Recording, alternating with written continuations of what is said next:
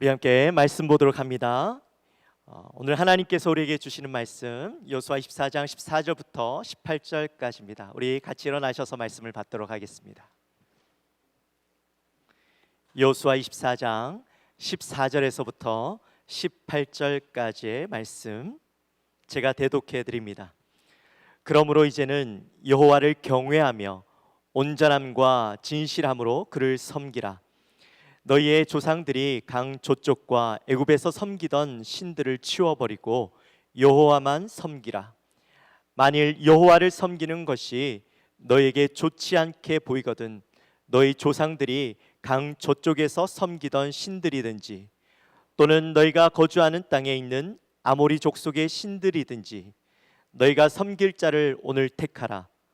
오직 나와 내 집은 여호와를 섬기겠노라 하니 백성이 대답하여 이르되 우리가 결단코 여호와를 버리고 다른 신들을 섬기지 아니하오리니 이는 우리 하나님 여호와께서 친히 우리와 우리 조상들을 인도하여 애굽 땅 종되었던 집에서 올라오게 하시고 우리 목전에서 그 큰 이적들을 행하시고 우리가 행한 모든 길과 우리가 지나온 모든 백성들 중에서 우리를 보호하셨음이며 여호와께서 또 모든 백성들과 이 땅에 거주하던 아모리 족속을 우리 앞에서 쫓아내셨습니다. 그러므로 우리도 여호와를 섬기리니 그는 우리 하나님이심이니이다 하니라. 아멘. 하나님의 말씀입니다. 앉아 주십시오.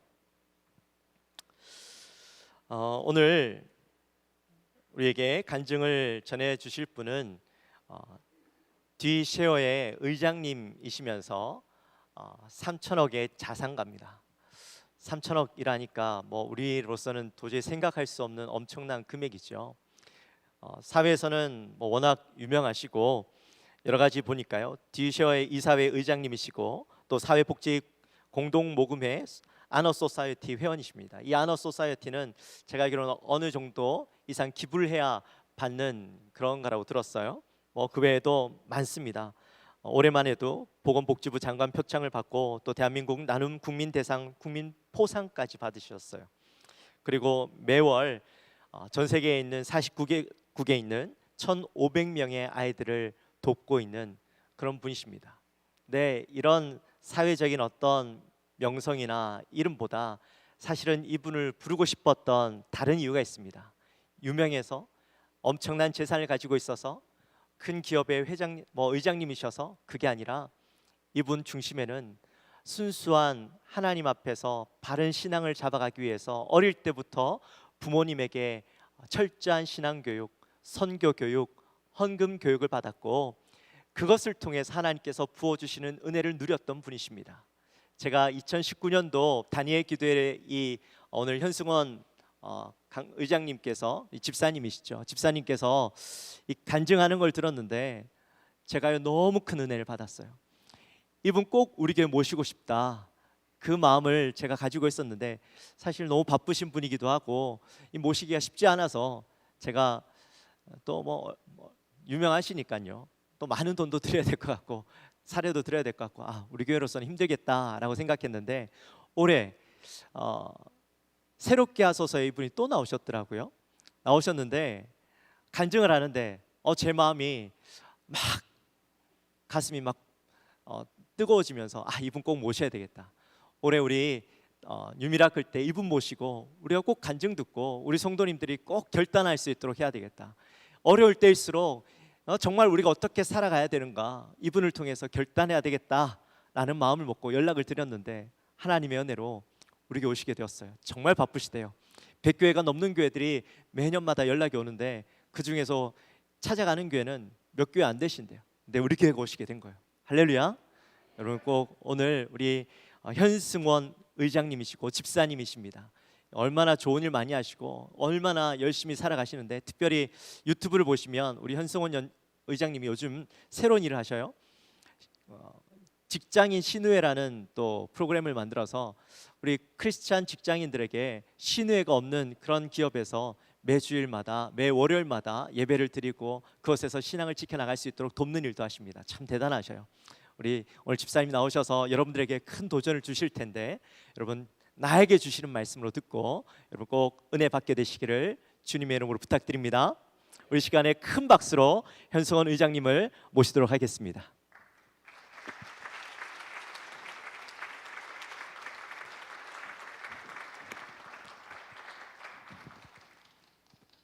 네, 초대해 주셔서 감사합니다. 기도하고 시작하겠습니다. 하나님 감사합니다. 우리에게 너무나도 많은 은혜를 부어주시고 지금까지 우리의 삶을 인도하신 하나님을 찬양합니다. 오늘 영광교회에 와서 부족한 자가 이 시간 하나님의 마음과 은혜를 나누려고 합니다. 전한 자는 부족하나 이 시간 하나님께서 함께 하셔서 듣는 모든 자들이 하나님의 음성을 듣는 시간 되게 하여 주시옵소서. 이 시간 가운데 함께 하실 주님을 기대하며 살아계신 예수 그리스도의 이름으로 기도드렸습니다. 아멘. 여러분 초대해 주셔서 진심으로 감사드립니다. 저는 현승원 집사이고요. 오늘 부족하지만 저의 삶을 겸손하게 나누고 여러분과 함께 도전하는 시간을 갖고자 합니다. 마이크 조금만 더 주시면 감사하겠습니다. 저는 정말 깜짝 놀랄 일이 군포에서 25년을 살았습니다. 오늘 온 것은 잠실에서 왔고요. 여기에서 초등학교, 중학교, 고등학교를 다 나와서 오늘 오면서 되게 오랜만에 익숙한 곳에 온다는 그런 마음으로 들뜬 기분으로 오게 되었습니다. 저희가 살았던 집은요, 어머니 아버지께서 그냥 평범한 평신도 그런 가정에서 자랐습니다. 믿음이 탁월한 것도 아니었고 무언가 뛰어난 어떠한 신앙의 유산을 그러한 받은 가정이 아니었습니다. 아버지께서는 사형제신데 아버지 혼자만 교회를 다니셨고 또한 예수님을 인격적으로 만나거나 그러신 분도 아니셨습니다. 반면에 어머님은 신앙과 믿음의 뿌리가 있으셔서 3대째 크리스찬 집안이셨고요. 그런데 두 분이 어쩌다가 결혼을 하게 되셨습니다. 사실상 굉장히 맞지 않으셨는데도 불구하고 어떻게 하다 결혼을 하신 거죠. 그 이유를 잠깐 말씀드리면 어머니의 신앙과 아버지의 신앙의 온도 차이가 사실 맞지 않는데 저희 어머니가 남자의 외모를 보고 선택하신 겁니다. 그래서 여기 계신 자매님들 계신다고 한다면 형제 외모 보지 말라고 제가 딱 말씀드리고 싶습니다. 그래서 어머니가 그 시집살이 하시고 하는데 좀 힘든 시간을 보내셨고 문화 차이로 인해서 굉장히 많이 고생하셨지만 그럼에도 불구하고 처음에 여기 3본에 살게 돼서 이 근처에 있는 교회를 어머니 아버지가 섬기고 다니시게 되었습니다. 당시에 굉장히 열심히 교회를 다니시고 저희 아버지 굉장히 열정적인 분이시고 무언가 하나 하면은 굉장히 최선을 다하는 뭐든지 최선을 다하는 그러한 아주 열정이 넘치시는 분이라 두 분이 교회를 다니시는 과정에서도 아버지 같은 경우에는 믿음이 없으심에도 불구하고 무언가 마음을 먹으면 굉장히 열정적으로 하시기 때문에 교회 생활에 굉장히 열정적으로 하시는 한마디로 밤새도록 고스톱을 치고도 예배에 나오시는 그런 아주 놀라운 분이셨습니다. 그렇기 때문에 아버지가 연락이 안 되다가 교회는 나타나는 겁니다. 기가 막히지 않습니까? 그래서 그러한 가정에서 자랐지 믿음의 명문 가정이나 전혀 그렇지 않았습니다. 그렇게 10년 넘게를 섬겼던 모든 걸 헌신하고 섬겼던 그 교회에서 어느 날 목사님하고 장로님이 싸우게 되는 그러한 일들이 생겼습니다. 그래서 어머니 아버지가 큰 상처를 입으시고 그리고 그 교회를 나오게 되셨습니다.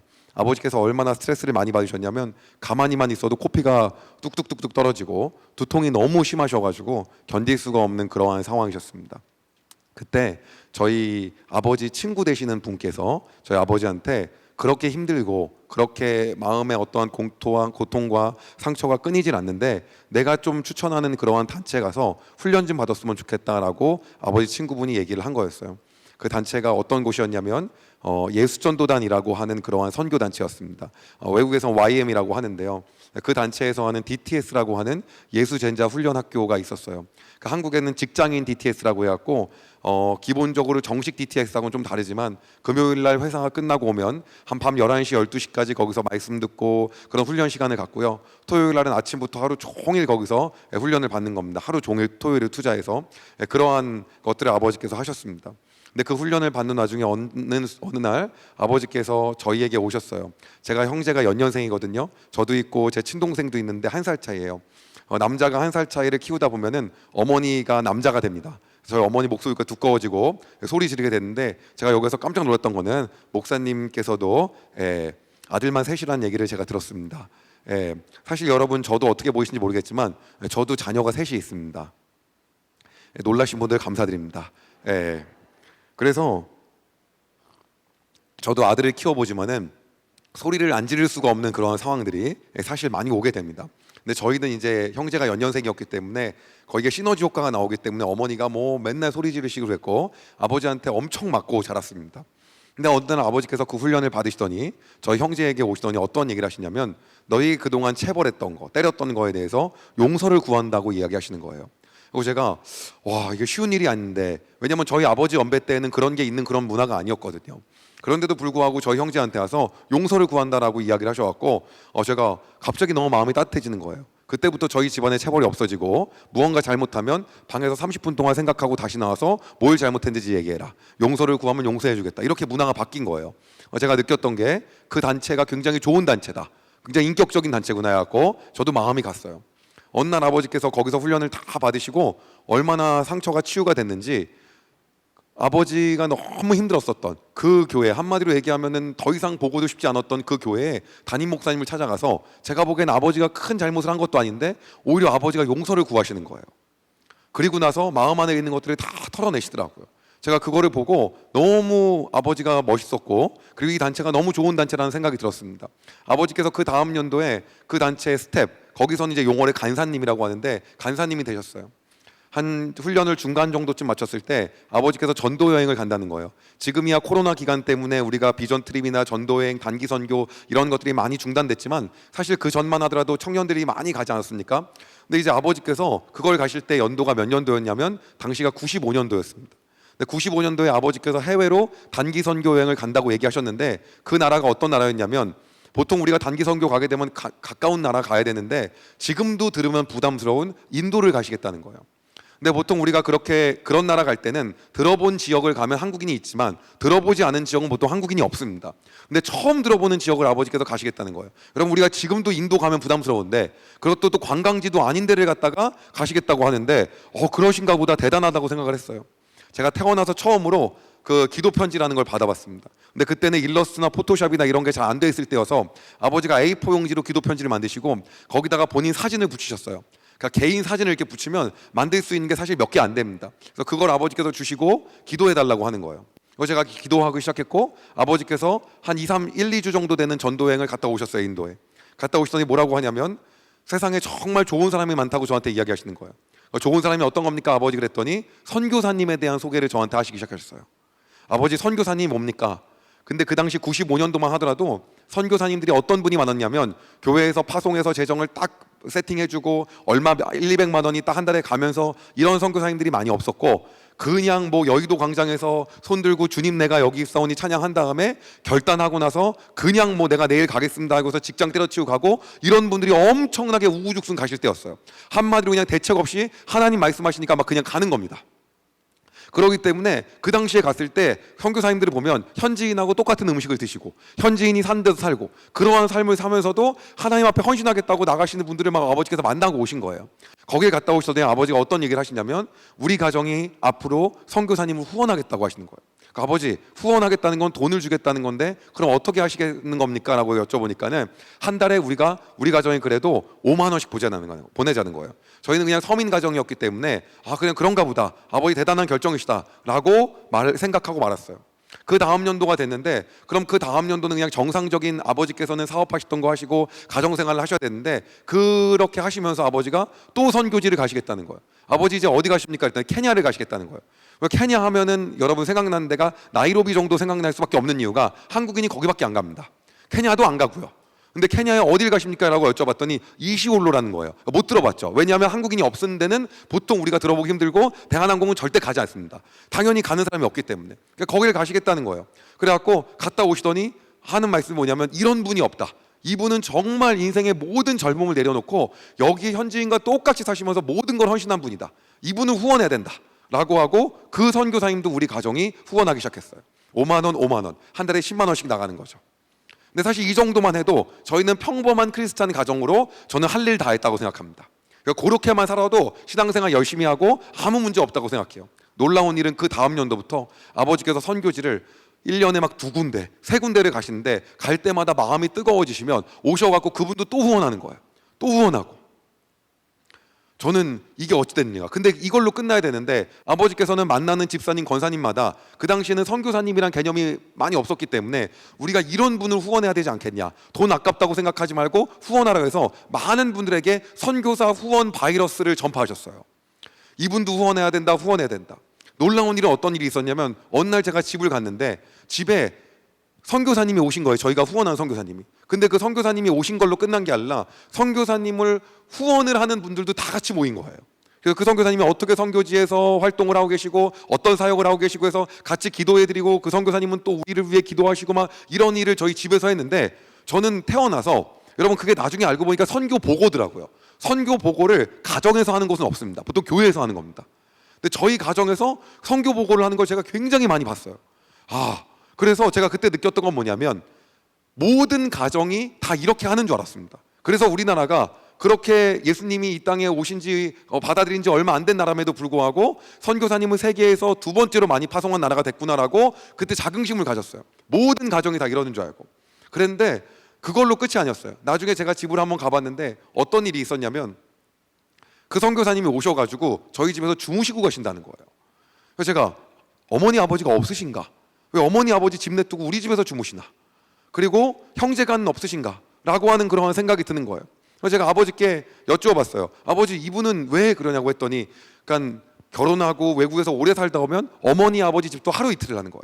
형제간에서 잠자는 건 생각할 수도 없는 거다 뭐 이런 세계여서 사실 그때는 이해가 안 갔지만 지금은 이해가 돼요.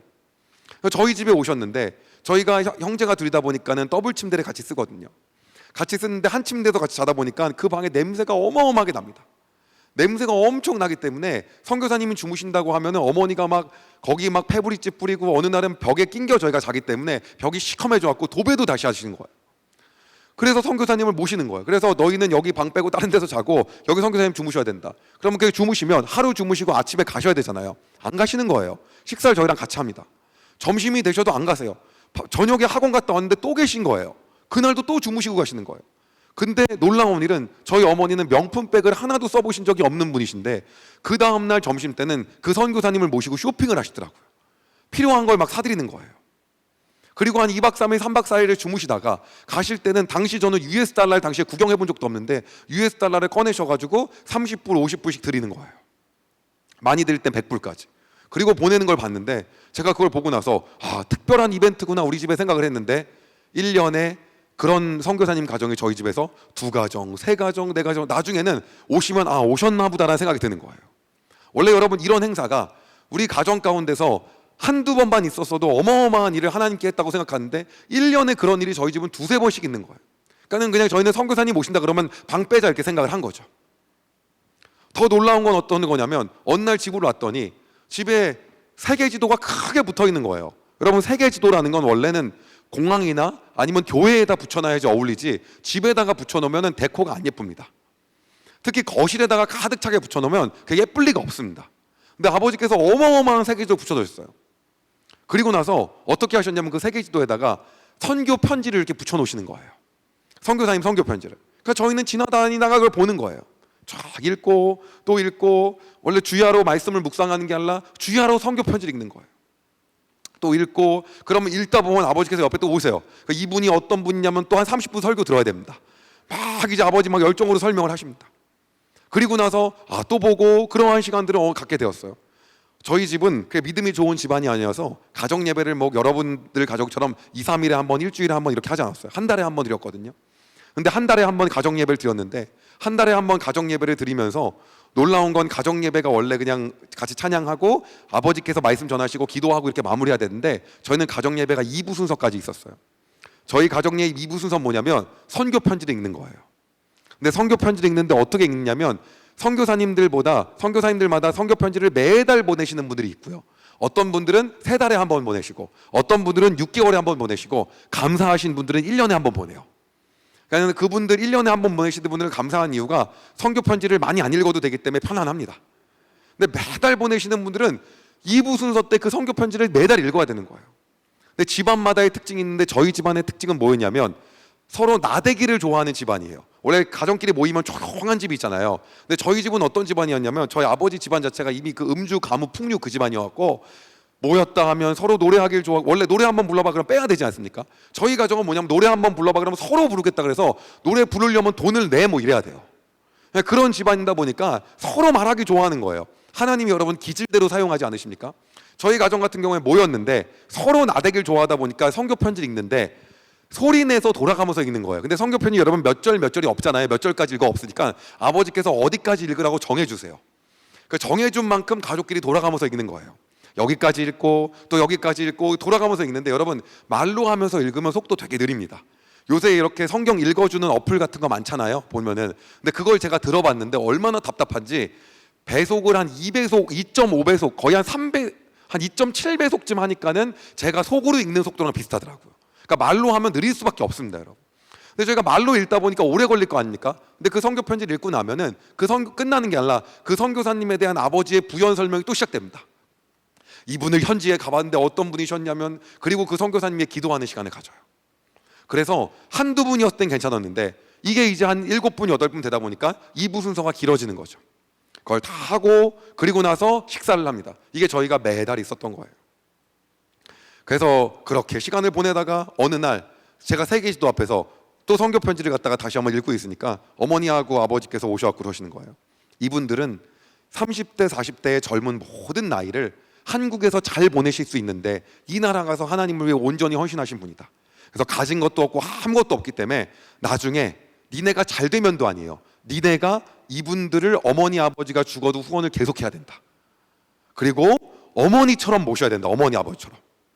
원래 보통 여러분 아름다운 건 어머니 아버지가 죽으면 반포에 아파트 하나 사놨다. 이런 게 아름답지 않습니까? 그런 게 아니라 선교사님을 물려주신다는 거예요. 한두 분도 아니었어요. 그 당시가 한 15분 후원할 때였기 때문에 상당히 많은 액수였습니다. 그런데도 이제 그 얘기를 하시는 거예요. 저희 집안으로서는 좀 무리하게 후원을 했던 거죠. 예, 그럼에도 불구하고 엄청나게 이걸 했어요. 어느 날 아버지께서 가족끼리 여행을 가자고 하시는 거예요. 근데 보통 가족끼리 여행 가자 그러면 아버지가 가자 그러면 분위기 안 좋아지는 집안들 많거든요. 근데 저희 집안 같은 경우에는 저희가 아버지를 되게 좋아했어요. 그러니까 아버지가 대화가 통하시는 분이었고 한 번 말하면 책임을 지는 분이었고 늘 약속을 지키는 분이었고 우리 눈높이로 얘기하시는 분이었기 때문에 아버지를 되게 좋아했어요. 그래서 아버지가 가자 그러니까 예 가겠습니다 갔어요. 근데 아버지가 그 가족 여행을 위해서 한 달을 준비하시더라고요. 어디 갈지 알아보고 어디 음식점 맛있는지 어딜 데리고 갈지. 근데 그거를 하실 때 보면 여러분 선교사님 후원할 때도 그렇고 주무시게 할 때도 그렇고 가족 예배 드리면서 선교 편지 읽을 때도 그렇고 가족 여행 준비할 때도 그렇고 아버지의 모습을 보면 아버지가 자녀들 교육을 위해서 너네 잘 되게 하기 위해서 그렇게 하시는 게 아니라 본인이 너무 즐기시는 거예요. 그러니까 본인이 즐기시다 보니까 저희가 배울 수밖에 없는 거예요. 안 배울 수가 없는 거예요. 본인이 막 그거 즐거워서 하시는 거예요. 가족 여행도 막 제일 흥분되시는 게 아버지예요. 한 달을 막 준비하셔갖고 막 몇 시부터 몇 시까지 어디 갔다 쫙 프로그램 정합니다. 무슨 교회 행사도 그 정도는 안 할 것 같은데 그렇게 막 정해요. 가족끼리 가요. 가면 어디서 맛있는 데서 음식도 먹고 아버지가 다 준비해 놓으신 데서 보통 저희 형제가 좋아했던 게 저희가 국사 역사를 좋아했거든요. 한국사를. 그럼 유적지나 막 박물관 같은 데 가요. 그럼 아버지가 그 박물관에 대해서도 공부를 다 해놓으신 거예요. 그래서 설명을 하는데 거의 설명 수준이 설민석 선생님 수준이에요. 한국사를 사랑하신 여러분 안녕하십니까? 예, 거의 뭐 이 정도 급으로 설명을 하시니까 너무 재밌는 거예요. 점심 맛있게 먹고 막 그리고 나서 이제 한 6시쯤 되면 근처에 있는 콘도나 펜션에 들어갑니다. 그런데 들어가게 되면 보통 이제 가족끼리 그렇게 여행 가면 오늘 수고했다 그러고 좋지 않느냐 그러고 과자 먹고 얘기하고 농담 따먹기 하고 이러면서 이제 얘기하다가 자고 알아서 개인 플레이하고 이게 그냥 가족 여행인데 6시쯤 됐는데 저녁 식사를 하고 나서 아버지께서 서류 가방 하나를 꺼내시는 거예요. 근데 그 서류 가방에 1년치 선교 편지가 나오는 거예요. 선교 편지가 1년치가 나오는데 이게 어떤 식이냐면 1년 동안 읽지 않았거나 다시 읽어야 됐거나 최근에 온 선교 편지를 그때 읽는 거예요. 그때 그걸 다 돌아가면서 한 분을 읽고 나면 또 아버지의 부연 설명이 또 시작돼. 이분이 어떤 분이시냐 막 난리 나요. 그리고 나면 그 선교 편지에 저희가 손을 얹고 선교사님의 통성으로 기도해요. 그리고 한 명이 대표 기도하고. 근데 저희 집안은 대표 기도가 어렵지 않았던 이유가 뭐 때문이었냐면 5살 때 4살 때부터 아버지께서 앉으면은 식사 기도 때 오늘은 네가 대표 기도해 네가 대표 기도 시켰어요. 그럼 원래 이게 기질상 대표 기도를 빼야 되는데 서로 하고 싶은 거예요.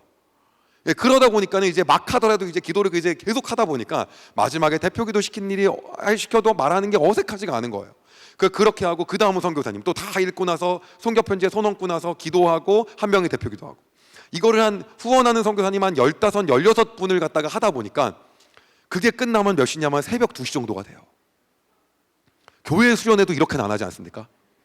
이렇게 하면은 이제 문제 생기겠죠. 그리고 나서 자고 나면 이제 그 다음날 아침에 저희는 막 이제 젊은 사람들은 아침 잘 먹는 거 안 좋아하잖아요. 맛있는 거 한 번 먹는 거 좋아하고 콘프로스도 먹겠다 막 그런데 막 어머니 아버지 식사 하셔야 돼요. 또 맛있는 걸 먹고 또 유적지 가고 놀고 또 점심도 먹고 저녁 먹고 이제 그 다음날 저녁에 오면 보통 이제 그 다음날 놀아야 되지 않습니까? 그 전날 열심히 했잖아요. 어떤 일이 일어나냐면 정말 아름다운 일이 아버지께서 또 뭔가를 준비해 오셨어요. 꺼내면서 1년치 기도 제목을 10개씩 적으라는 거예요. 쫙 나눠줘요. 그리고 1년 후의 나의 모습, 3년 후의 나의 모습, 10년 후의 나의 모습, 내 궁극적인 비전을 쓰라 그래요. 무슨 자기개발 전도사도 아니고 무슨 뭐 이거 뭐 자기개발 훈련 가면 듣는 뭐 그런 거잖아요. 그러니까 아버지 준비해 오신 거예요. 그리고 내 식구이기 때문에 각자 흩어져서 이걸 쓰는 시간을 가져요. 다시 모이면 이제 10개의 기도 제목을 서로 나눕니다. 근데 그 기도 제목이 그렇게 믿음이 좋다는 게 아닌 게 별 기도 제목이 다 있어요. 몸무게를 3kg 빼게 해주세요. 뭐 별게 다 들어갑니다. 그 별의별 기도 제목이 별로 믿음 좋은 제목들도 많이 없어요. 제가 막 어느 날 아버지께서 막 이 땅이 뭐 잘 해결되게 해주시고 그래갖고 또 그것도 저희가 형제들이 엄청 뭐라고 했어요. 그거 뭐 사실 것도 아닌데 뭐 투기성 비슷하게 사신 걸 갖다 해결하라 그러면 하나님 들어주시겠냐고. 땅은 전부 다 여호와의 것이고 일하려고 사신 것도 아닌데 그거 아니지 않냐. 뭐 저희 막 젊기 때문에 아주 거침없이 발언을 했어요. 별로 안 좋아하셨죠. 아무튼간에 이거 안 들어주실 거라고 제가 그렇게 얘기했더니 그 기도 제목이 정말 10몇 년 동안 안 이루어지더라고요. 어쨌든간에 그래갖고 뭐 저희가 뭐 가족이 거의 민주적인 그러한 집안이었기 때문에 막 이렇게 얘기하면서 쓰고 나서 10가지 기도 제목을 얘기하고 1년 후 나의 모습, 3년 후 나의 모습 얘기하면 거기다가 정말 막 써요. 돈 드는 것도 아니기 때문에 뭐 선교사님 뭐 50가정을 후원하게 해주시고 막 2천만 원씩 한 달에 후원하게 해주고 별걸 다 씁니다. 왜냐하면 어차피 돈 드는 게 아닌 거기 때문에 막 쓰는 거예요. 그냥 원래 믿음으로 취하고 기도하고 그 다음에 기도했으면은 응답받은 줄 알지어다잖아요. 그렇게 쓰는 거죠. 쓰고 나면 거기서 끝나는 게 아니라 뭐냐면 이제 가족끼리 축복해 주시는 시간을 갖는데 이거 다 아버지께서 계획한 거예요. 가족 한 명을 갖다 가운데 무릎을 꿇립니다. 그럼 거기다가 손을 대요. 무슨 장로 인직식도 아니고 피택 장로 것도 아니고 다 저희는 아무것도 아닌데 이거 손을 댑니다. 그리고 나서 이제 통성으로 기도하는 거예요. 기도한 다음에 선교사님 기도하고 좀 다른 게 식구 4명이 돌아가면서 기도를 다 해줘요. 마무리 기도를. 근데 예수님의 이름으로 기도드렸습니다. 아멘은 맨 마지막 사람만 하는 겁니다. 그 사람은 좀 특별한 권한이 있기 때문에 좀 길게 해야 됩니다. 저희는 뭐 길게 하는 거 좋아했기 때문에. 그래서 그 길게 하고 나서 마무리가 되면 한 10분 정도 무릎 꿇고 있었기 때문에 무릎이 많이 아픕니다. 이제 일어나 찌뿌둥하잖아요. 그래서 일어나고 나면 저희가 손을 뻗어가지고 축복송을 불러드려요. 때로는. 그래서 저희가 4식구였기 때문에 축복송이 4개가 필요해요. 그거를 다 하고 나면 그러면 둘째 날 가족 수련회가 끝난 거예요. 그리고 나면 이제 그 다음날 아침에 다시 집으로 가는 거죠. 이래서 2박 3일 동안 저희가 나중에 그 이름을 가족 여행이 아니라 이건 가족 수련회다. 수련회. 그래서 가족 수련회는 아마 저희 집밖에 안 했을 거예요. 교회 수련회가 있지. 근데 여러분 놀라운 건 뭐냐면 저희 아버지의 장점이 하나가 있는데 무언가를 마음 먹었으면 선포하고 그리고 선포했으면 그걸 본인이 즐기고 그리고 그거를 끝까지 지속하는 거예요. 여러분 그 가족 수련회를 저희가 작년까지 했어요. 계속하는 거예요. 계속이요. 놀라운 일은 어떤 거냐면 나중에 그 가족 수련회에서 아버지가 권한을 주셨어요. 어떤 권한이냐면 선교사님을 이분을 계속 후원할지 그만할지를 하나님 음성 듣고 같이 기도하고 결정하자. 그리고 아버지가 이 후보를 갖고 왔는데 아버지가 브리핑을 할 테니 이분 하는 게 좋을지 안 하는 게 좋을지를 가족끼리 기도하고 결정하자 라는 걸 아버지께서 그 권한을 주셨어요. 문제는 뭐냐면 저희는 돈 한 푼도 후원하지 않았다는 거죠. 근데도 그 권한을 주셨고 저희가 막 또 얘기를 했어요. 그런 걸 주면 우리는 돈도 안 되는데 아버지께서 알아서 하시죠. 그런 집안이 아니에요. 철저하게 칼같이 막 얘기합니다. 그러면서 이분 계속 할지 말지 이걸 결정하는데 저희 집 기준이 좀 높았거든요. 이분은 후원하냐 마냐. 근데 이제 제가 한 고3 때쯤 됐는데 저희 가정이 후원하는 선교사님들이 한 30가정 정도가 됐어요. 아버지께서 사업이 좀 잘 되신 거죠. 근데 주춤주춤 하시기 시작했어요. 약간 이제 내리막으로 가시기. 가족 수련회도 그때는 이어졌어요. 어머니께서 얘기하시더라고요. 저희 어머니 굉장히 현실적인 분이시거든요. 뭐라고 하시냐면 언제까지 계속 이렇게 할 수는 없지 않습니까? 계속 늘려가는 건 당신이 무한대로 돈을 벌 것도 아닌데 아니지 않습니까? 어느 정도 할 분 안 할 분을 정해서 이제는 우리가 추려가지고 정예병을 만들어서 꾸준히 하는 게 맞지 않겠습니다라고 하는 상당히 현실적이고 이성적인 얘기를 어머니께서 하셨어요. 그래서 그 얘기를 하셔가지고 오늘도 하나님 음성 듣고 결정하자 해서 저희 가족이 다 기도했어요. 근데 저하고 동생이 뭐라고 얘기했냐면 기도해봤는데 그게 아닌 것 같다. 하나님의 일은 늘리면 늘렸지 줄이는 건 아닌 것 같습니다. 이런 되도 않는 소리를 했어요. 어머니께서 이제 그러니까 이제 나오죠. 얘기가 어떤 얘기가 나오냐. 니들이 돈을 내는 것도 아니고 이런 말이 이제 나올 수밖에 없는 이유가 당연히 돈을 안 내니까. 예, 뭐 재정을 갖다가 함께 드리는 게 아니기 때문에. 그래서 아버지께서는 줄이고 싶은 마음이 없으셨거든요. 내년도에 다시 결정하자. 다음 연도에 다시 결정하자. 라고 얘기를 하시고 그게 이제 다음 연도로 넘어갔어요. 다음 연도가 되고 그 다음 연도가 됐는데 저희 형제들이 대학에 들어간 거예요. 들어가서 저희가 과외를 2개를씩을 했어요. 동생도 뭐 학원에서 알바를 하고 막 이렇게. 저희가 한 달에 한 60만 원 정도를 벌었어요. 근데 돈을 벌 때 갑자기 떠올랐던 게 뭐냐면 아버지 선교사님 후원 도와드리자. 그 생각이 떠오른 거예요. 저희는 그냥 평범한 집안이었거든요. 금수저는 절대 아니고, 뭐 부자가 없었으니까 집안 자체 부자가를 본 적이 없었으니까. 근데 그 마음이 딱 드는 거예요. 아버지 후원을 도와드리자. 그래서 아버지께 갔어요. 아버지 후원을 이제 저희가 도와드리려고 합니다. 그런데 조건이 있습니다. 아버지 이름으로 선교사님 후원을 하지 마시고 제 이름으로 해야 됩니다. 그러니까 저는 이제 성숙이 좀 덜 성숙한 게 원래 이제 왼손이 하는 일을 이제 오른손이 모르게 하는 거고 서로 모르게 해야 되는데 엄청 알리고 싶은 거죠. 왜냐하면 복을 아버지가 다 받으실 것 같은 거예요. 제 이름으로 안 하면. 그러다 보니까는 이제 그러니까 이 선교사님한테 돈을 보낼 때 이거는 승원이가 한 거라는 걸 정확하게 보내지 않으면 안 하겠습니다. 동생도 마찬가지였고. 그래서 저희가 선교사님을 3분씩 후원하는 걸 도와줘서 15만 원씩을 하기로 했어요. 그리고 나서 이제 아버지가 그 선교사님한테 전화해서 말씀드린 거죠. 이거는 앞으로는 제가 하는 게 아니고 우리 아들이 하는 거. 그래서 그 선교사님은 네가 하는 거다 해서 저희한테 보내주신 거예요.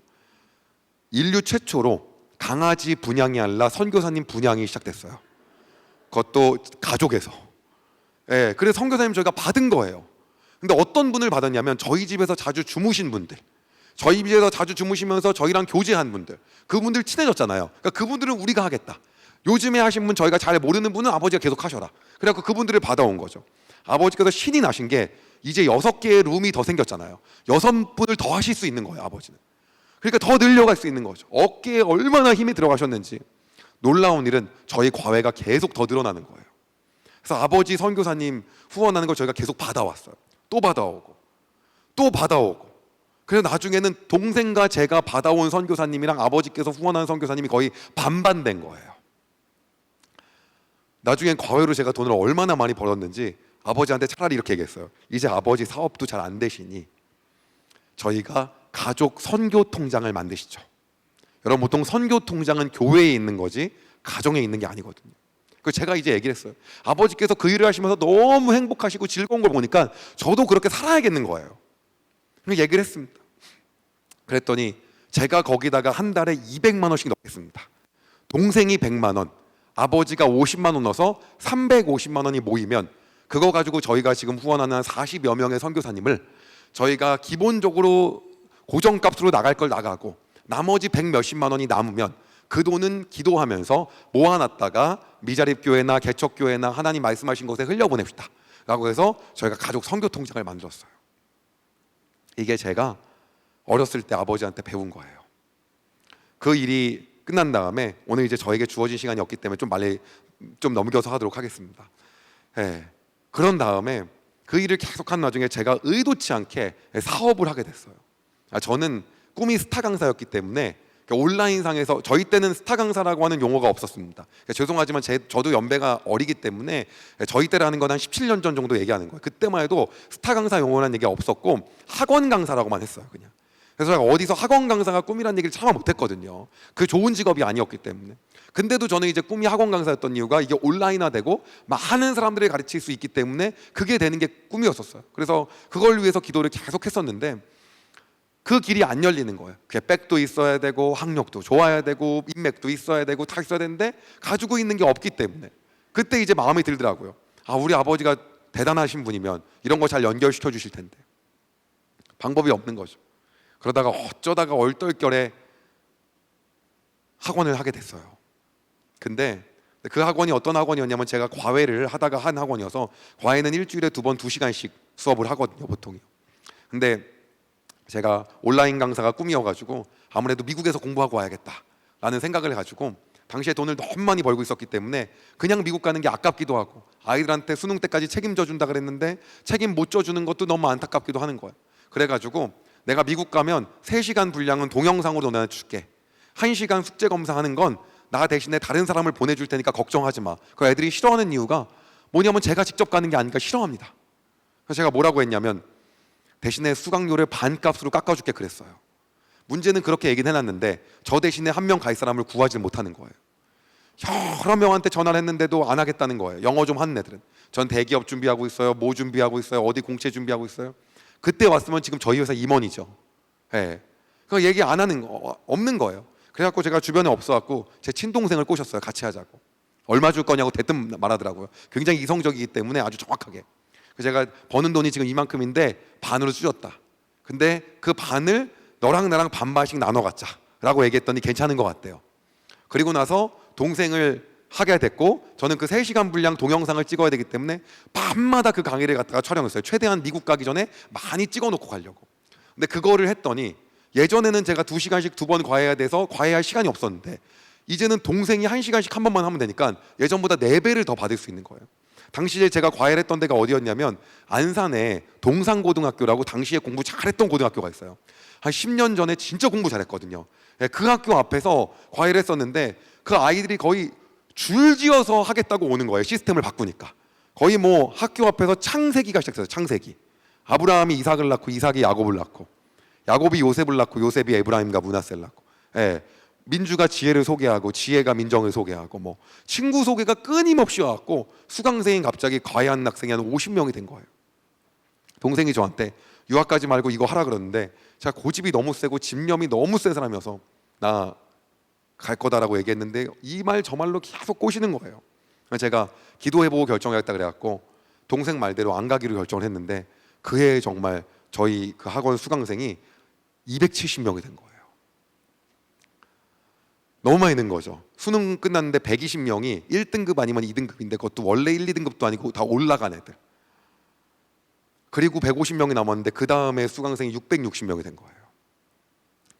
그리고 졸업을 했는데 한 330명이 남았죠. 그 다음에 1400명이 됐어요. 졸업했는데 700명이 남은 거예요. 한 1000명 정도 되면 시에서 제일 큰 학원이더라고요. 그 다음에 한 6월달이 됐는데 수강생이 한 3000명이 됐는데 갑자기 제 마음 안에 든 생각이 있어요. 이거 내가 하는 거 아니구나 라는 그 마음이 딱 들더라고요. 여기 계신 젊은 분들한테 도전하고 싶은 게 있어요. 어떤 얘기냐면 저는 사실 스타 강사가 꿈이어서 제가 했던 건 뭐였냐면 대한민국에서 강의를 잘하는 선생님들의 강의, 수강생이 가장 많은 선생님들의 강의를 듣는 게 내 경쟁력이다 생각을 했거든요. 하나님께서 그 마음을 주었고 그래가지고 대한민국에서 영어를 잘 가르치는 선생님들 뭐 토익, 토플, 뭐 GRE 할 거 없이 수능까지 그 강의를 제가 10,000시간도 넘게 들었어요. 근데 말씀드리고 싶은 건 우리가 인간이 그렇게 노력한다고 해서 절대 다 성공하는 게 아니거든요. 노력 안 하고 하나님께 달라고만 기도하는 것도 더 잘못했지만 아무리 그렇게도 하나님 하시지 않으면 할 수 없는 게 그게 정말 팩트고 그게 진리거든요. 근데 그때 이제 그게 인정이 되는 거예요. 이거는 내가 하는 게 아닌 것 같다. 한 1000명 정도 될 때까지만 해도 저는 1만 시간의 법칙을 굉장히 신뢰하는 사람이었거든요. 1만 시간 동안 무언가 열심히 하면 된다. 정말 1만 시간을 했잖아요. 그렇기 때문에 내 노력을 생각했는데 한 3000명쯤 되고 났더니 느낀 게 뭐냐면 이거는 내가 하는 게 아니구나.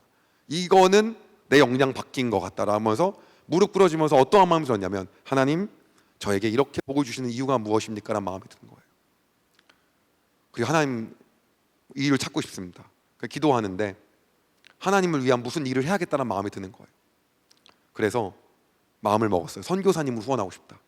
어렸을 때 선교사님 후원했으니까. 그런데 학원의 수강생들도 그렇고 선생님들도 그렇고 선교사는 너무 먼 존재고 넌 크리스찬이기 때문에 잘 모르는 거예요. 크리스찬 한 20-30%밖에 안 되기 때문에 너무 모르기 때문에 이걸 후원한다 그러면 반발심이 들 것 같아요. 지혜로운 방법이 없을까 기도하다가 NGO 단체를 통해서 후원하기로 결정했어요. 기아대책이나 컴패션이나 월드비전 같은 데가 실제 현장을 나가면 거의 복음이 없이는 떡이 안 갑니다. 거의 거기 선교사님이나 다름이 없는 거예요. 이렇게 하면 되겠다라고 마음을 먹고 월드비전, 컴패션, 기아대책에 아동 한 명 결혼하는데 한 3만 원 정도 하잖아요, 여러분. 100명씩 결혼하겠다고 전화를 했어요. 100명 결혼하겠다고 하니까 안 믿더라고요. 그럼에도 불구하고 저희가 설득을 해서 오게 했어요. 그래서 돈을 준다 그래도 안 믿는 놀라운 세상이에요. 예. 그랬더니 이제 그 액수가 한 달에 한 1,000만 원 정도 가량 되더라. 컴패션은 좀 45,000원 좀 비쌌기 때문에 그래서 이제 후원하는 방식이 좀 다르더라고요. 그래서 이제 그걸 하게 되고 우리가 10명의 아동이 늘 때마다 한 명의 아동을 결연하자라고 마음 먹고 그 다음에 한 6월 달 정도가 됐는데 수강생이 한 7,000명이 된 거예요. 저희가 700명의 아동을 결연하게 됐어요. 제가 수원에 있는 수원성교회를 한 17년, 16년 정도 섬겼는데 제가 아플 때 저희 담임 목사님이 신방에 오셨어요. 너 그거 그러다가 학원 수강생 수가 줄면 어떻게 하려고 그러냐.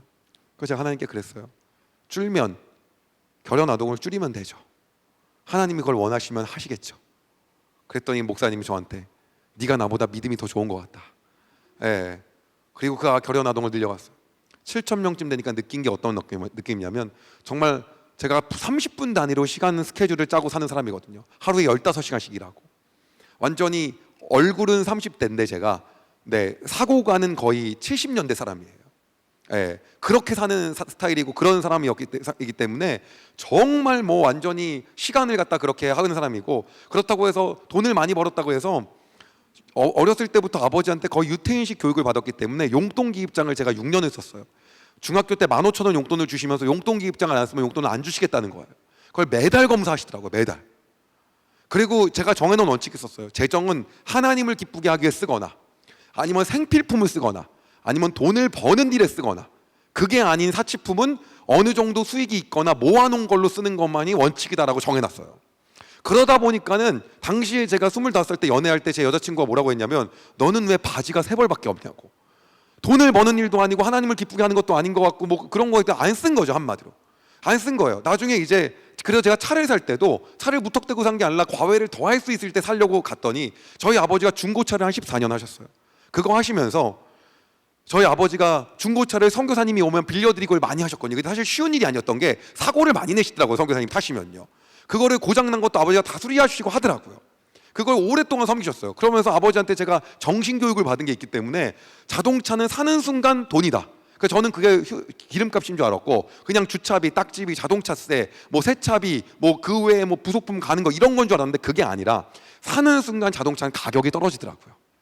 어렸을 때부터 아버지 취미가 뭐냐면 지나갈 때마다 차를 보면 570만 원, 860만 원 이러고 가시는 거예요. 어머니가 한 대 때리면서 조심하라고 당신 주인이 들으면 어떻게 하려고 그러냐고. 주인은 저거 새 차 값으로 알고 있는데.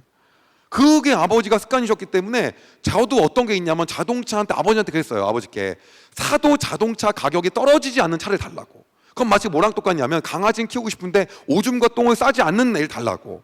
그런 거거든요. 없지요 한마디로.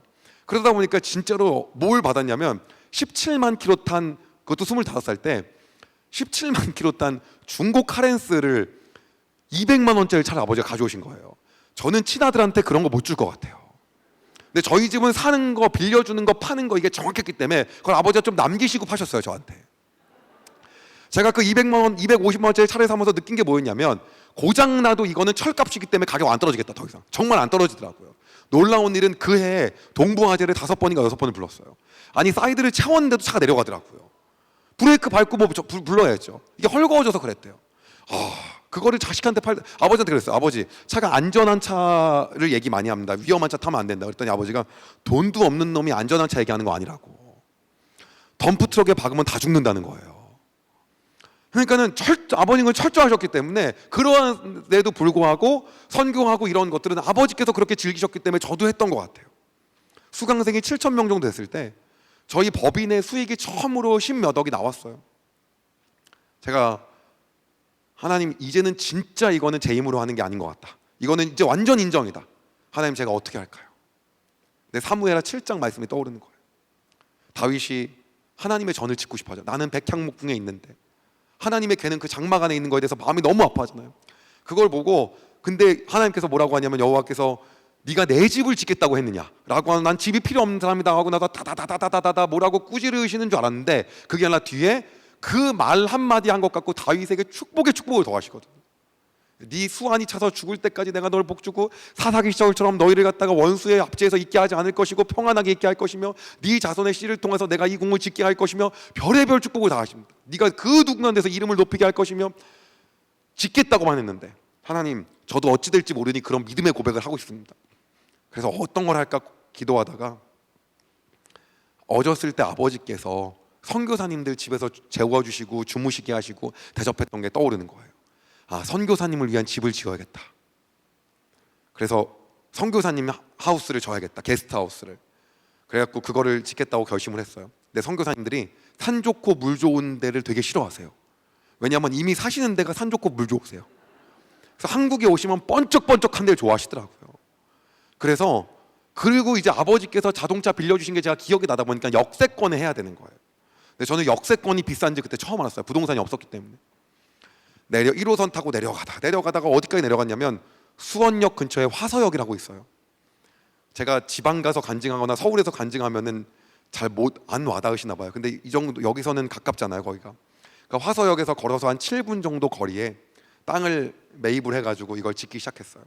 근데 제 마음 안에 이걸 결정하기 전에 어떤 게 있었냐면 이거를 제가 지으면 회사 주식이 100%가 제 거기 때문에 제 건 거예요, 그 건물이. 근데 그 사실 제 건 거여도 제 수익을 위해서가 아니라 그렇게 쓰면 잘하는 거지만 그게 마음에 걸리는 거예요.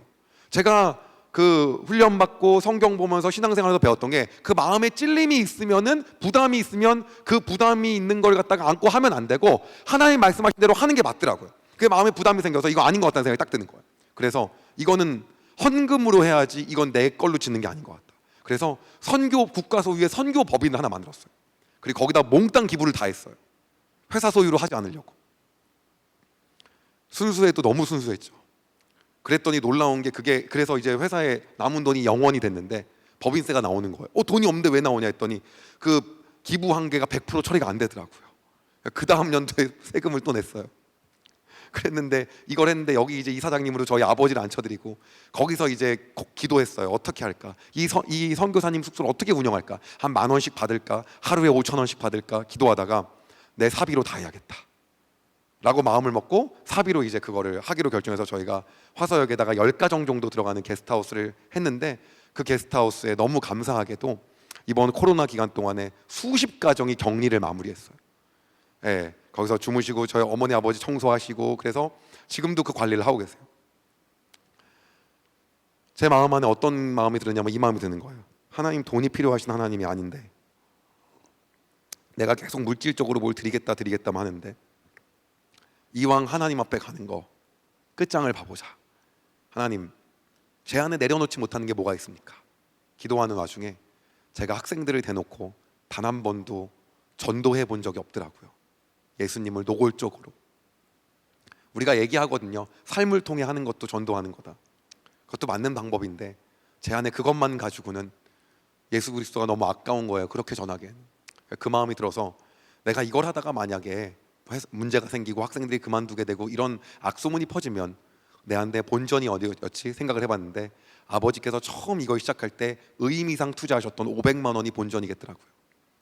그럼 망해도 어차피 상관없으니 믿음으로 이것을 해보자 하고 어떻게 전도할까 고민하다가 수능이 끝난 학생들한테 너네 미래를 설계해주고 미래를 위해서 강연을 해주겠다라고 제가 그러고 그것도 믿음으로 코엑스 오디토리움 삼성역에 있는 데를 대관했어요. 거기 원래 SM 신인 가수들 데뷔하고 막 이러거든요. 거기서 1200명이 들어갔는데 몇 명이나 올까 그랬는데 1200명이 넘게 와서 바닥까지 앉은 거예요. 지나가다가 오늘 어떤 가수 오냐고 물어봐갖고 내가 가수라 그랬거든요. 예.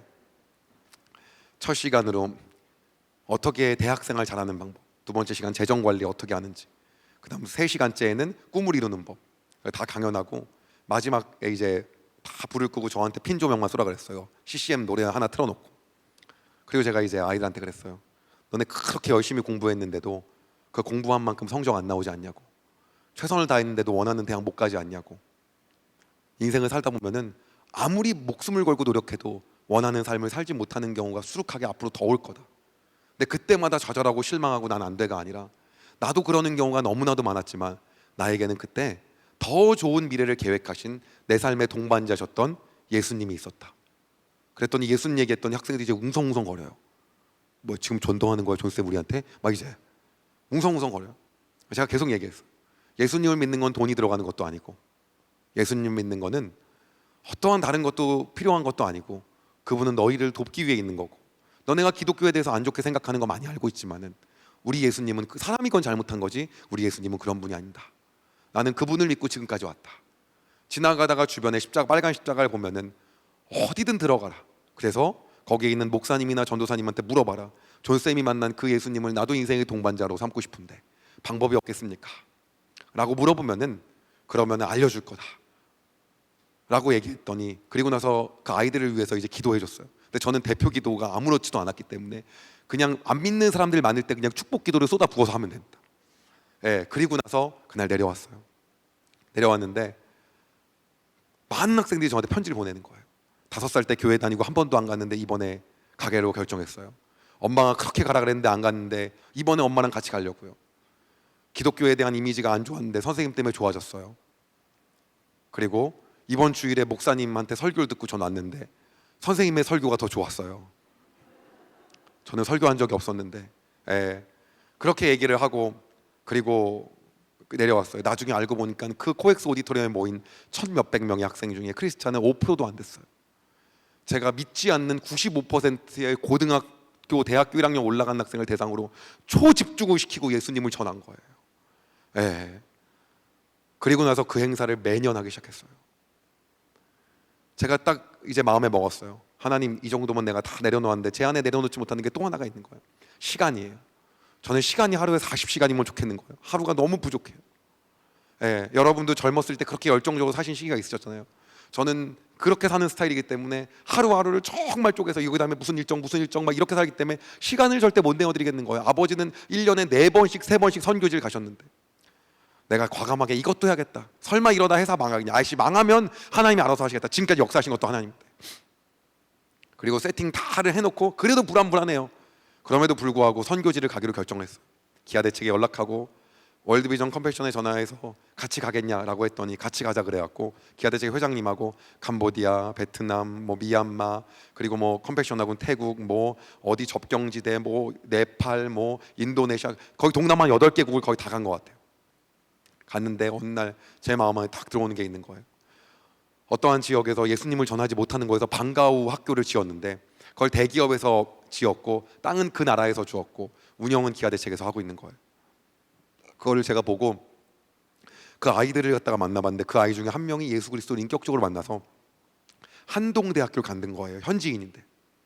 그리고 집안이 바뀌고 예수님을 영접하는 아이가 너무 많은 거예요. 제가 너무 감동받아갖고 내가 이 학교를 짓고 싶은데 이렇게 열정적으로 이 안에서 예수 그리스도를 전하고 쫓겨나면 쫓겨날라 할 수 있는 이러한 선교사님이 몇 분이나 계시냐 그랬더니 저한테 그러더라고요. 의장님이 후원할 수 있는 만큼 계신다는 거예요. 잘못 얘기했죠 제가. 그래서 저한테 그러는 거예요. 의장님 맨날 얘기하신 게 요단을 언약궤를 메고 물에 빠져 죽을지언정 믿음으로 건넜을 때 하나님이 요단의 물을 마르게 하셨듯 믿음은 내가 무언가를 갖다가 하나님이 하셨기 때문에 하는 게 아니라 먼저 행하는 거라고 의장님 맨날 얘기하셨는데 먼저 행하는 의미로 학교 100개 짓겠다고 결정하신 게 어떻겠냐는 거예요. 내가 하나에 얼마냐고 봤더니 1,000만 원부터 5억까지 있는데 제대로 하려면 5억 하는데 500억 결단하시는 게 어떻겠니요? 제가 500억이 어디 있어요? 근데 마음이 이왕 하는 거 돈 드는 것도 아니고 기부 못했다고 뭐 딱지 붙일 것도 아닌데 하자라고 마음을 먹고 사인을 했어요. 신문에 나오고 난리 났더라고요. 아버지께서 전화 오셨어요. 어떻게 된 거냐? 그랬더니 교실 하나에 4천만 있는데 그거 100개에서 40억 결정한 거냐? 잘했다 그래갖고 아버지 교실이 아니라 학교고 500억입니다 했더니 저희 부자지간에 갑자기 통화가 정적이 생겼어요. 잘 결정할 것 같다. 아버지께서 기도하겠다. 그리고 끊었습니다. 그리고 나서 일단 그러기로 마음을 먹었는데 저희 교회 담임 목사님이 저한테 전화가 오는 거예요. 잠깐 보자고. 담임 목사님하고 저와 굉장히 긴밀한 관계였던 게 왜 그랬냐면 이유가 있었어요. 담임 목사님이 제가 학원을 저희가 지금 전국에 저희 학원 이름이 A.닷 영어 학원인데 전국에 96개가 다 직영 학원이에요. 본사 100% 출자 다 직영 학원인데 한 6, 70개까지 저희 담임 목사님이 개원 예배를 드려주셨어요. 그럼 담임 목사님이면 작은 교회겠다 생각하시겠는데 저희 교회가 출석 교인이 5천 명 되는 작은 교회가 아니었어요. 근데도 목사님 왜 하셨냐면 이러한 크리스찬 마인드로 사업을 하는데 하고 싶다 그래갖고 근데 하루에 그래서 개원 예배를 3번 한 적도 있어요. 너무 많이 학원이 막 나가다 보니까. 보통 담임 목사님이 담임 목회하시면서 하루에 개업 예배 3번 하신 분 많이 없으실 거예요. 3번 하는데 말씀을 다 다른 걸로 준비하셔야 되는 거예요. 이유가 똑같은 사람들이 계속 가니까요. 축하한다고. 근데 중요한 건 거기다가 예수 그리스도를 노골적으로 전하면 그들이 마음이 이상해질 거고 좋은 얘기하면 인문학 강의로 끝날 거란 말이에요. 복음은 들어가야 되는데 우리 목사님 그걸 너무 잘하시는 분이에요. 여러분 성공하고 싶으시죠? 미국에 헐리데이 인이라고 하는 회사가 있는데 그러면서 어떻게 성공 얘기하는데 그가 고백했던 얘기가 내 삶은 예수 그리스도에서 예수님으로 다 바뀌어요. 마지막에 복음이 다 들어가요. 끝나는데 마음이 다 촉촉해지는 거예요. 사람들이. 끝나고 나면 저 이 근처에 교회 다니려고 했는데 어디 다닐까요? 막 이런 얘기를 하는 거예요. 거의 뭐 사역을 하고 다닌 거죠. 그래서 목사님하고는 자주 연락하고 뵙고 이런 사이였는데 목사님이 저한테 얘기하시는 거예요. 뭐라고 하냐면 당시 성도가 너무 많이 늘어서 교회를 증축을 해야 되는데 목사님과 성도 투표를 해갖고 공동의회에 올려갖고 가반수가 안 돼서 교회 증축하기를 포기하고 마을 주민들을 위한 봉사관을 짓기로 했거든요. 그 과정에서 목사님이 내가 우리 현 집사님을 보니까 하나님이 너무 넘치게 축복하셔서 100억 자산관 될 것 같다. 100억은 벌 것 같은데 이 우리가 봉사관 짓고 이거 하는 이런 뭐 게스트하우스 뭐 하고 이 하는 이 과정에 있는데 뭐 비전하우스 뭐 여러 가지 얘기를 하시는 거 그런 가 있는데 믿음으로 하나님 100억 주실 거기 때문에 하나님께 미리 드리는 11조로 10억을 하면 어떻겠냐는 거예요. 그리고 제가 성경을 아무리 봐도 미리 드리는 11조는 없는데 11조는 자기 소산에 하는 거지 미리는 안 드리잖아요. 근데 그리고 나서 목사님한테 그랬어요. 저희 어머니 아버지가 이 교회를 섬기는데 제가 대뜸 드리면 그분들이 상처받을 수 있기 때문에 오늘 어머니 아버지 그리고 아내와 함께 사실 그 아내가 그때 이제 그 바지 세 벌밖에 없냐는 그 사람이 제 아내거든요. 예. 그리고 아내가 그 말도 했어요. 뭐라고 했냐면 최근에 한 말이 카렌스 사건 때 친아버지가 맞나 자기 의심했었다고. 예. 근데 아내하고 같이 논의를 하고 다 오케이라고 한다면 제가 하겠습니다 라고 목사님한테 말씀드렸는데 나가는데 하나님 어떤 마음을 주냐면 이거 내가 아니어도 하나님 하실 수 있는 마음을 주시는 거예요. 여러분 그 유태인들을 다 살리실 때 에스더를 사용하셨잖아요. 근데 모르드게가 한 고백이 있거든요. 오늘 네가 아니더라도 하나님께서는 다른 곳을 통하여 유다인들을 살릴 것이다. 주인공이 에스더가 아니라 하나님이시거든요. 하나님이 이 돈이 없으신 분이 아니고 나한테 매달리실 분도 전혀 아닌데 어떻게든 채우실 거라는 마음이 있는 거예요. 그러니까 이거는 이 복은 내가 받아야겠다. 그 마음이 든 상태로 가족 회의를 그날 했어요. 아버지가 여쭤봤더니 아버지가 너무 좋은 것 같대요. 그리고 아내가 그러는 거예요. 당신이 하나님 음성 듣고 그렇게 결정했으면 그게 맞는 거고 그렇게 했으면 좋겠다고. 제가 100억을 넘게 기부할 동안 아내가 늘 했던 말이 이거였어요. 그리고 저희 어머니의 차례가 왔어요. 그 교회에서 목사님이 헌금 설교하시면 표정 굉장히 안 좋아하시는 분들 있잖아요. 마음 어려우시고 저희 어머니가 그분이시거든요. 예. 결단의 시간이 온 거예요. 어머니가 뭐라고 하냐면 그게 네 믿음이지 내 믿음이냐 네가 알아서 해라. 그래서 제 믿음입니다라고 하고 그렇게 네 알겠습니다. 그리고 그날 10억을 이체를 했어요 교회에. 그래서 담임 목사님한테 문자를 드렸어요. 목사님 제가 20살 때 이 교회 왔을 때 통장에 500만 원 있는 평범한 대학생이었습니다. 오늘 하나님께서 너무나도 과하게 너무나도 크게 축복하셔서 수백억 매출의 회사를 이끌고 있는 그러한 CEO가 됐습니다. 하나님께서 지금까지 너무 놀랍게 역사하신 거에 감사하는 마음으로 태어나서 처음으로 먼저 드리는 11조를 오늘 드리게 되었습니다. 하나님께서 앞으로 이 일을 통해서 제 일 가운데 더 놀랍게 역사하실 걸 기대합니다. 그리 아니하실지라도 지금까지 역사하신 것만으로도 감사드립니다. 저는 그 마음을 갖고 앞으로 살기 소망합니다. 목사님의 사역을 위해서 기도하겠습니다. 그리고 했는데 저희 목사님 많이 우셨다고 하더라고요. 감동을 받으시고. 그리고 나서 그 돈도 없는데 했죠. 그리고 이제 회사 가고 열심히 일하는데 학교를 짓겠다고 하는 게 마음에 걸리는 거예요. 분명히 이거는 하나님 일을 할 땐 그게 있더라고요. 하나님 시간 생기면 하겠습니다. 하나님 돈 생기면 하겠습니다. 재정 생기면 하겠습니다가 아니더라고요. 다니엘이 하나님 사자굴에서 그 사자의 입을 막아놓으면 제가 들어가겠습니다. 사드락과 메삭과 아벳느고가 풀무불의 온도를 낮춰놓으면 제가 들어가겠습니다 안 했잖아요. 기드온이 하나님 미디언이 알아서 자멸한다라는 걸 미리 알려주시면 제가 300명으로 줄이겠습니다라고 안 했잖아요. 그렇게 말하고 한 사람이 아무도 없는 거예요. 하나님 5,000명을 먹일 거에 대한 구체적인 계획을 주시면 보리떡 5개와 물고기 2마리를 드리지 그게 아니면 전 못 드립니다. 제가 먹고 말 겁니다라고 안 한 거잖아요. 항상 중요한 거는 보이지 않는 곳 가운데서 믿음으로 행하실 때 역사하시는 게 하나님의 역사 방법이더라고요. 그게 믿음이고 그 마음 가지고 이제 학교를 짓겠다고 결정했으니 먼저 해야겠는 거예요. 그래서 5억을 대뜸 입금시켰어요. 학교를 지겠습니다. 결정된 건 없지만 먼저 믿음으로 하겠습니다. 그리고 이제 캄보디아에 학교를 짓기 시작했죠. 그 과정 가운데 저희 회사가 투자를 받는 일이 있었어요. 왜냐하면 회사 주식 10%를 100억에 팔면 회사 가치가 1,000억이잖아요. 그럼 그렇게라도 해놔야 외부에서 보기에 이 회사가 큰 회사기 때문에 좋은 인재들도 오고 임원들도 오고 이런 게 있어서 의미적인 작은 투자라도 투자를 받아보자, 이런 얘기가 오고 갈 때였거든요. 근데 그 얘기를 했더니 어떤 데가 와서 제 주식의 절반을 사겠다는 거예요. 절반이면 얼마나 큰 돈인데 자기네가 1조가 있다는 거예요. 원래 이런 딜은 한 2년 정도가 걸리는 건데 6개월 내에 이게 다 와다다다 끝났어요. 근데 제 주식을 제가 직접 판 거였기 때문에 돈이 회사로 들어간 게 아니라 제 통장으로 들어오더라고요. 나중에 제 통장을 봤는데 세금을 다 내고도 1,000억이 넘게 있는 거예요. 이걸 본 게 제가 이자만 가지고도 1년에 학교를 2개, 3개씩 지을 수 있겠다. 하나님이 내가 먼저 믿음으로 한 걸 보셨구나. 저는 그 생각도 안 하고 제 주관은 간단해요. 헌금하면 복받아. 아니요. 헌금은 11조는 지금까지 하나님께서 역사하신 것만으로 감사하고, 왜냐하면 저희는 여러분 얻은 게 더 많지 않습니까? 그럼 우리는 이방민족이고 하나님을 알 수가 없는 사람들이잖아요. 그럼에도 불구하고 우리는 구원이라는 복을 얻었잖아요. 그것만 가지고도 족하고 지금까지 역사하신 것만으로도 충분하기 때문에, 그리 아니하실지라도 나는 하나님을 사랑하는 마음으로 우리가 드리는 게 하나님께 드리는 예물이잖아요. 저는 늘 그 마음이었거든요. 그럼에도 불구하고 하나님이 놀라운 일을 행하시더라고요. 그래서 지금 4, 5학교까지 수도에서 아주 멀리 떨어진 곳에 대부분 캄보디아, 가나, 카메룬, 파키스탄에 놀라운 일들이 일어나고 있습니다.